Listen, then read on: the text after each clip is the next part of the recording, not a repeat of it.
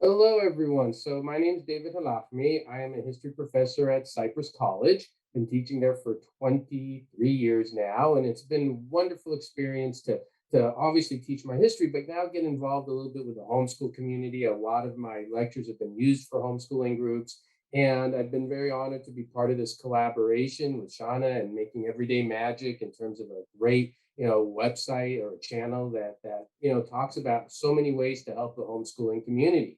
So I'm looking forward to this interview we're doing together, and I hope it's something that a lot of you can find my channel, History for the Ages.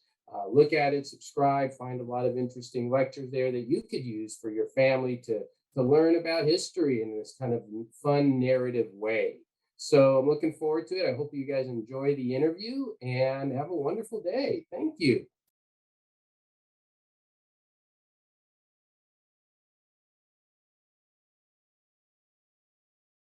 And education that stays with you forever. And I really find that the homeschool community, the students that come in, they love learning. And one question I wanted to ask you is, what's the magic? What is it about homeschool students that? What do you guys do that makes that happen? I think because homeschooling is not kind of a mass produced, right? And I understand and totally appreciate public schools and a brick and mortar traditional setting. There's a need for that. There's a genuine need in society for that. But by being able to take the reins and really tailor the educational, process to our child, I mean, if my kid doesn't learn from workbooks, I'm not going to teach from workbooks. So Right. we're going to do what keeps them engaged and what makes it fun. So I think by doing that, especially from an early age, when you do get to the things that maybe are a little less fun, where you do have to sit, it's easier, I think, because you've not done it already, by the time you get to college for 18 years of your life.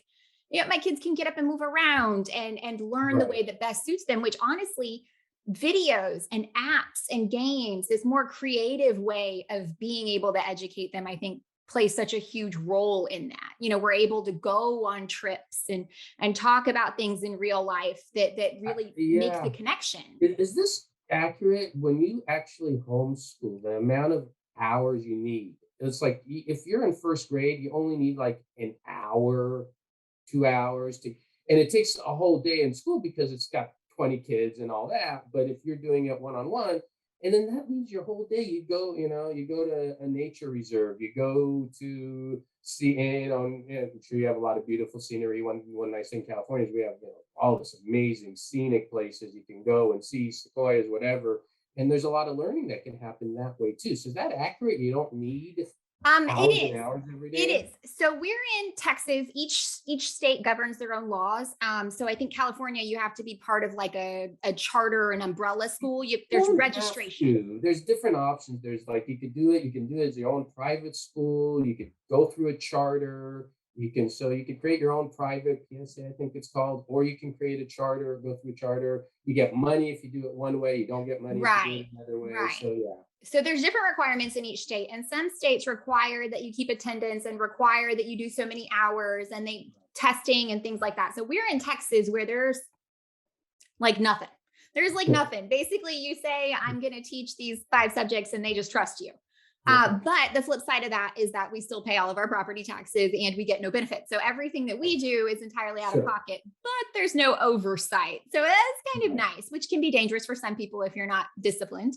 Yeah. But yeah, we usually start, I want to say like around 9 to 10, and we're done by like noon.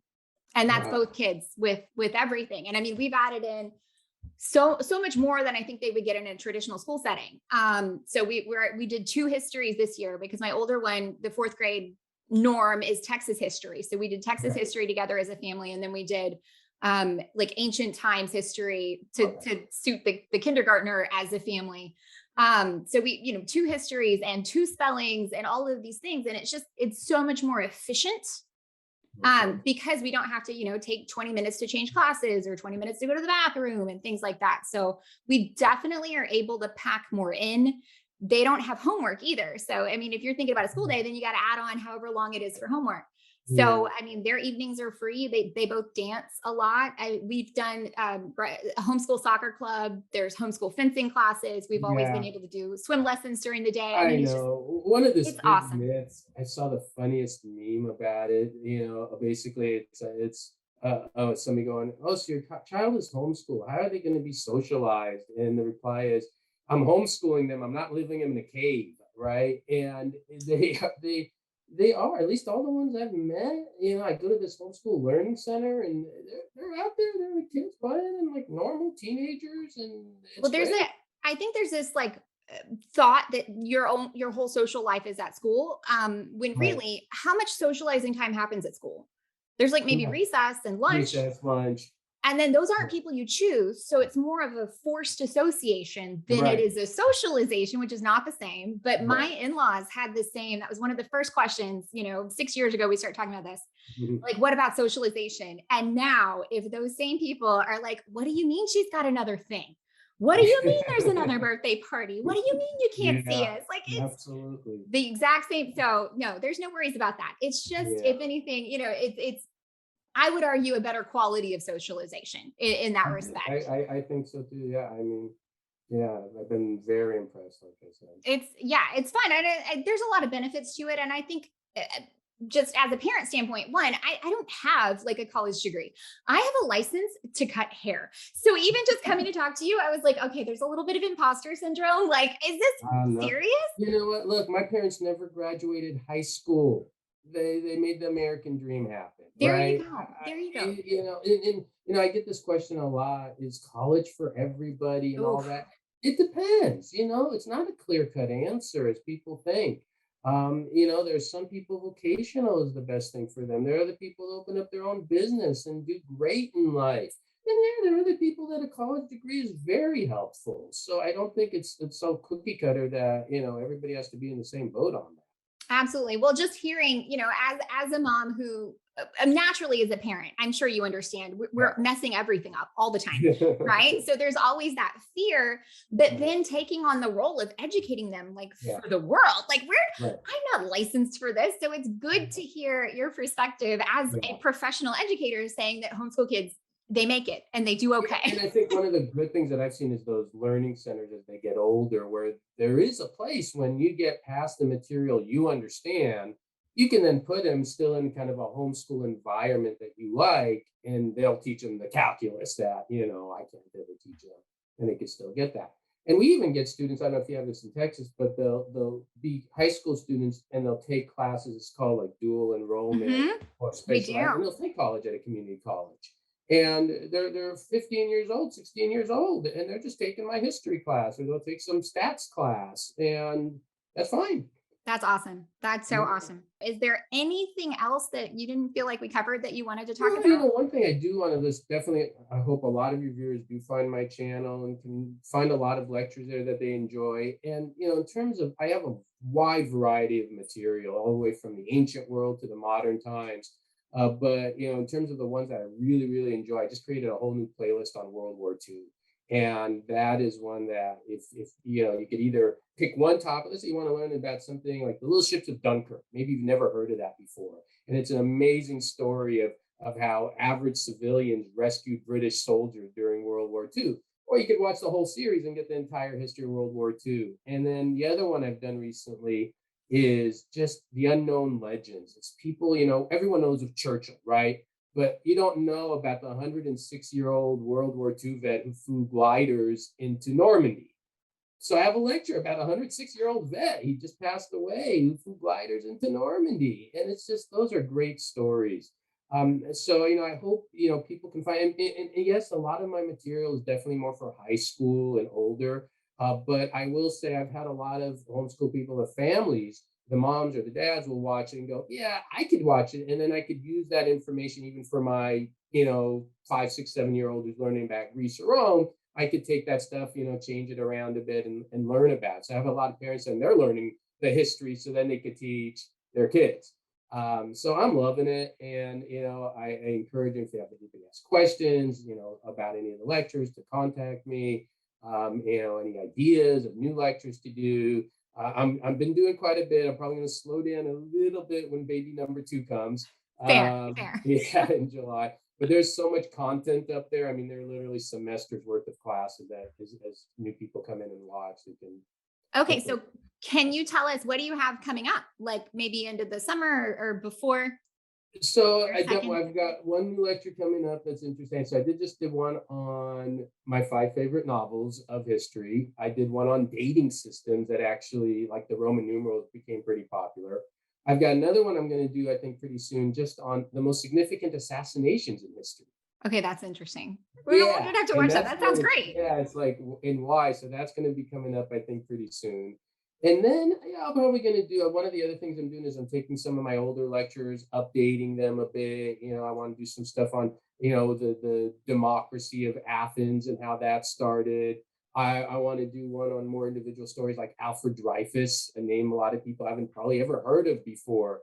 But his story helped, begin the whole Zionist movement and the birth of the state of Israel. And it's kind of a Rosa Parks story, I Oh, say, that sounds great. what happened to him. So yeah, and for me, it's because this isn't my full time job. I have a full time job teaching and everything. This is something I kind of do. I have some time, and boom, I have an inspiration. I'm like, I really want to do this, and I just kind of put it out there, and whatever kind of pops up. I'm on a lot of um, homeschool Facebook pages. There's Yeah. a ton of them. And so I've kind of shared my lectures on those, and I've contacted the admins of a lot of pages, the ones that check their messages and stuff. They've seen it and they've oh yeah, we love this, and I wasn't sure would you like this or not, but because it's a free resource, I make it clear this is free. Absolutely.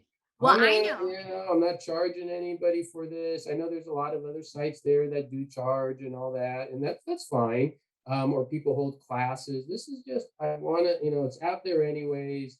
I believe in the homeschooling community, and if I could just put this out there as a resource for people to enjoy and learn, why not? Well, I know with it within, my group and my little network and on my channel, I mean, we talk about history and the lack of resources all the time. It comes up Yeah, all the time for homeschoolers. yeah, So yeah. I mean, it's so I know there's awesome. one. I think it's called Khan Academy. Khan Academy kids, yeah. And I've seen their site, and they do some decent material, but I don't think it's even as detailed as some of the stuff I have. And a lot of their videos are very old too. I've noticed on history.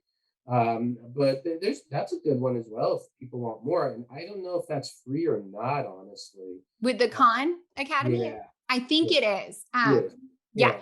If you would shoot me whatever you think is a good link, I'll be sure to share that. I'll send you an email on the Fordham site so you can Great. kind of have that as a good primary source one. I like that one a lot. And then there are other YouTube channels, but I mean they're very much military based. It's like Yeah. every detail you want to know about the Battle of Agincourt. And I'm like, well, it's great if you're me, I love it. But for somebody just learning, the basic, what is that battle even about? What Well, war is it part of? I think you approaching it from a narrative perspective is going to be what really sells, especially with the homeschool community, because we are Yeah, talking about, teenagers yeah. and middle and elementary. Yeah, So my whole thing that is perspective is it's the is great. narrative, make it fun, make it engaging, and I love being in class in person because I can kind of interact with the students directly. But I've been happy, with all the online I've been doing. I get emails from students. It's like, oh, this is interesting. I'm enjoying this, and that's good because I was always worried when we went online if am I is that going to be lost? Is that passion that I have for teaching going to be lost when I do it online versus in person? And so it's like a big sigh of relief that no, they're still they can sense that and Okay, that. I'm going to encourage everybody to definitely interact with you, right? Comments and messages and Sure, yeah, community tab, because absolutely, I know I love that when I get feedback. They're like, oh, I yeah, thought that was great. Oh, here's yeah, another yeah, thing you may not know. I mean, it helps yeah, me yeah. out a ton. Yeah, and some of my older videos, I don't think I have the comments open on that just because I just didn't have time to work it all. But all the newer stuff, I have the comments open and all of that, and I love it, especially the one on the novels that I put. I'm already getting a lot because I'm like, what do you think is a good novel to suggest? And it's like a nice list that everybody goes to. And like, oh, that's a good one. That's a good one, and then it's become a good resource. So that's That's great. so great. Okay, well, Well, thank you. I mean, I've thank loved you. meeting you and talking to I'm you, and this is so great. excited about this. I think it's going to have really, really great reactions and interactions. I hope so. Yeah, that's Awesome. wonderful. All right, you Thanks. have a wonderful day. You too. All Bye. right, thank you. Bye.